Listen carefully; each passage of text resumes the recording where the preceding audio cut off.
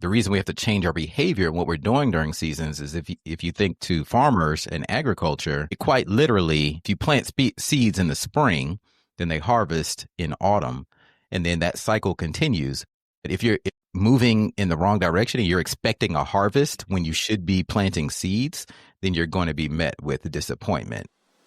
Welcome to King Moves. In chess, the king moves one step at a time, but that single move can change everything.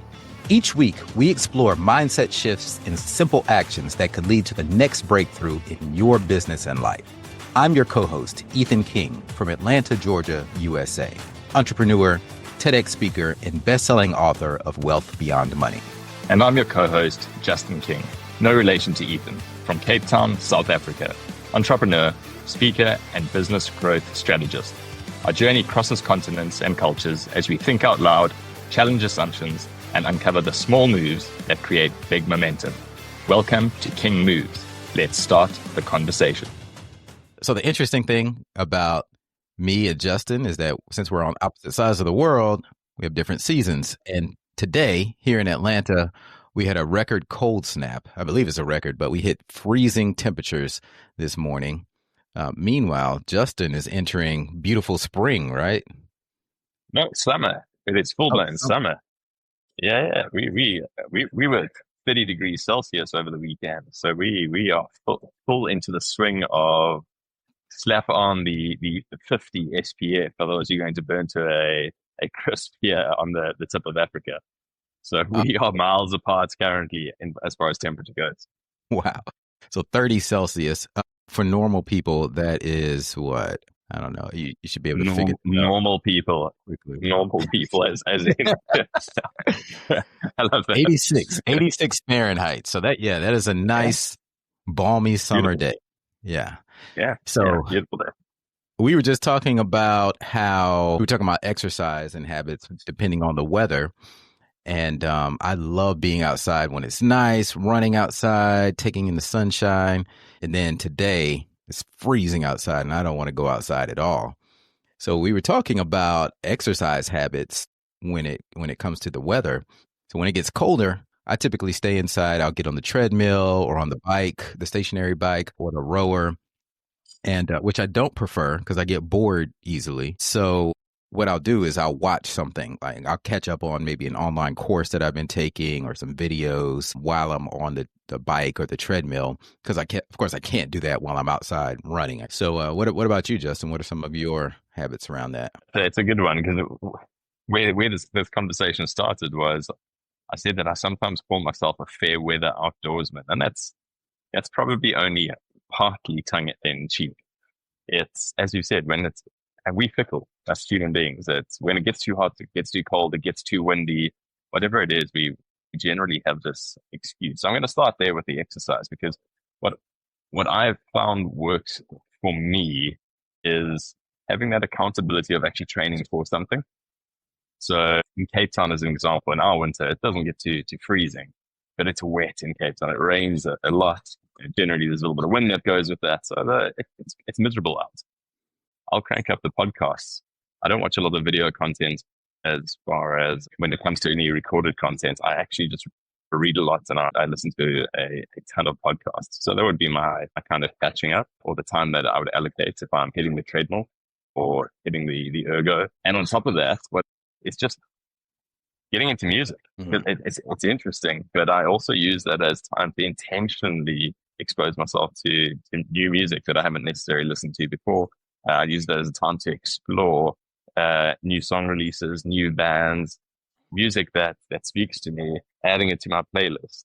And then when I've got time to chill, whether we're having a barbecue, a braai, as we call it in SA, or whatever it is, and I'm not looking for a playlist, I've used that time quite well that I've been on the treadmill and I've created a new playlist that I've got to then listen to. So it's a metaphor for life and for business, right? We're going to go through seasons where it's uncomfortable, seasons of discomfort. How do you push through that?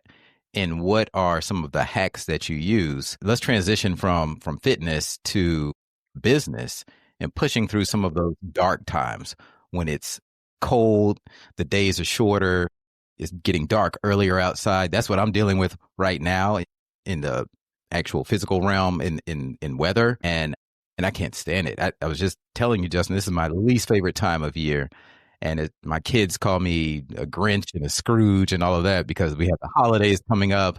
And I'm like, oh, I just want to get back to summer. I love when it's spring, when it's summer, early fall, when it's nice outside. But how do you push through those dark seasons in business? Because we all have them. And if you haven't had one yet, it's coming.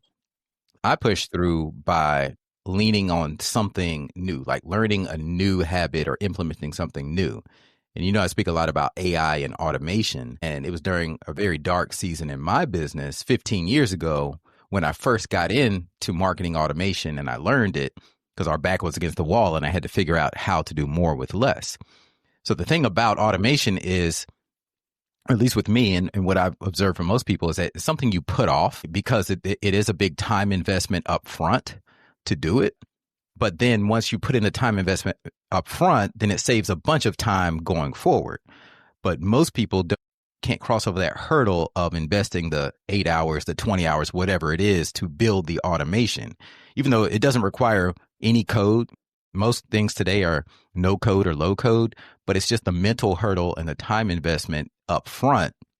And then you get to enjoy the benefits later. But instead, what we do is we just keep doing the same repetitive tasks over and over again every day. So if something takes you an hour every day, you just do it. But those hours, if you look over the course of a year, that's 365 hours you spent, whereas you could have invested the time up front to build the automation and reduce the time it takes to do that task to about 5 minutes a day. And the math checks out, the savings check out, and it benefits you in the long run. So that's one of my personal hacks to get through the dark times, is to invest in learning something new and implementing something new, some type of new automation in my business. It's novelty. It's the idea that if we think about it, if we think about memories, if I have to ask you, Ethan, do you remember every single moment of your life? No, of course not. So which moments do you remember? You remember the peaks and the valleys, right? You remember the most painful moments and the most rewarding moments, maybe some of the most odd, crazy moments. There you go. It's it's moments. It's moments of novelty. So that's huge. But like you've said, how you choose to also set yourself up for success in those times is by leaning into novelty and creating moments for yourself, which essentially also create memories for yourself, which is amazing. So I love what you're saying, and I buy into that completely.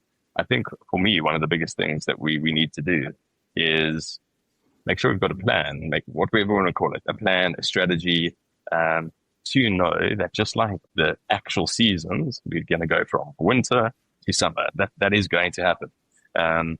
We've got to realize that in life and business as well, we are going to, like you've said it, we're going to have those seasons. And hope is not a strategy. And I've used that line and heard that line a million times. Hope is not a strategy, but knowing that is going to come at some stage, what plan do you have in place that is going to work for you? So knowing that the highs of your current season in your business more than likely not going to last forever. What plan do you have in place for when times get a little bit more tricky? And with that plan, maybe do you have a good leadership team around you? Are you part of a great entrepreneurs network, as an example? What are those things that are around you that are then going to be your accountability partners, like that person waiting for you at the gym in the morning or waiting for you to go for the run with them? Are they going to be there in those times? And make sure you've got them. Make sure you're planning ahead. That's probably one of the, I'm going to say, the easiest ways to go about it is just to make peace with the fact that it's not always summer. It's not. That's the reality. And if we can realize that, and we've got our plans in place for when the cold snap comes, then it just that makes that much easier to action something that makes us feel like we're making progress and not just stuck or frozen in the moment. Yeah. Another thing about seasons, and the reason we have to change our behavior and what we're doing during seasons, is if you think to farmers and agriculture, quite literally, if you plant seeds in the spring, then they harvest in autumn, and then that cycle continues. But if you're moving in the wrong direction and you're expecting a harvest when you should be planting seeds, then you're going to be met with disappointment and poor results. So be aware of that. I guess when I talk about fitness, I'm doing that. I'm planting seeds by not giving up on my fitness, but just changing it and soaking in some of the learning content that I've been meaning to soak in so that I can harvest that later, and put things into action so that it benefits me later on in the year. So I guess that metaphor perpetuates through fitness, through health, through our relationships. How does it affect our relationships? When do we need to be planting seeds? Do we need to be harvesting? I think it can apply to all areas of life. Absolutely applies to I think it's a difficult truth sometimes, and also don't want us to, because this can be misinterpreted. What you and I are saying, it can be misinterpreted as saying that be a pessimist because the bad times are coming. Nothing good lasts forever, and that's not what we say. It's a case of, yeah, have plans in place for, yeah, because generally you're not going to be harvesting your crop all the time. Like sometimes you've got to go back and plant the seeds and sow and till the soil and prepare the lands, whatever it is, whatever metaphors we wanting to use. So that's all it is. It's just the reframe of understanding that how do I plan now for the times when I'm going to be so thankful that I have that plan. That's it. Fingers crossed you don't even have to ever use it. Maybe in your business it's summer all the time. Geez, what a glorious place to be.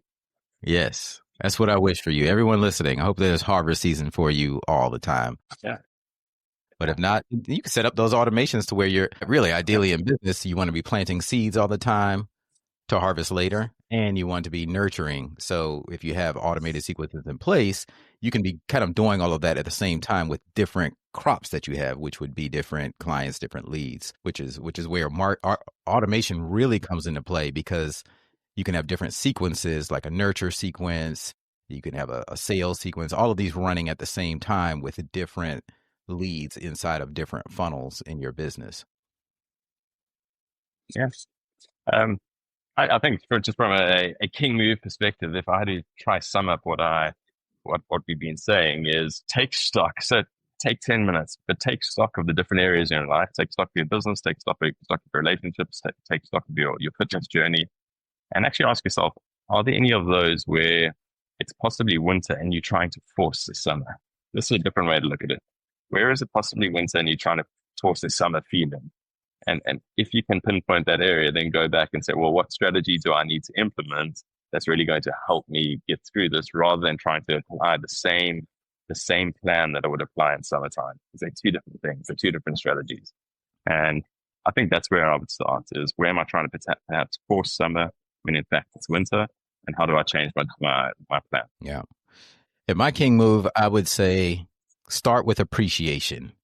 Maybe complete this sentence. This season is great because blank. And if you fill in that blank, then you'll find the thing to be appreciative of. This season is great because I get to plant seeds. I get to learn new things. Whereas in another season, I might say this season is great because I get to enjoy the fruits of my labor and go on trips and vacations and shopping sprees. But fill in that sentence. This season is great because blank. Love it. That's a wrap for today's episode of King Moves. Remember, in chess, like in business, one right move can change everything. Take today's action step, make your move, and build momentum. If you found value in today's episode, share it with someone who's ready for their next breakthrough, and don't forget to subscribe so you never miss our weekly conversations. Until next time.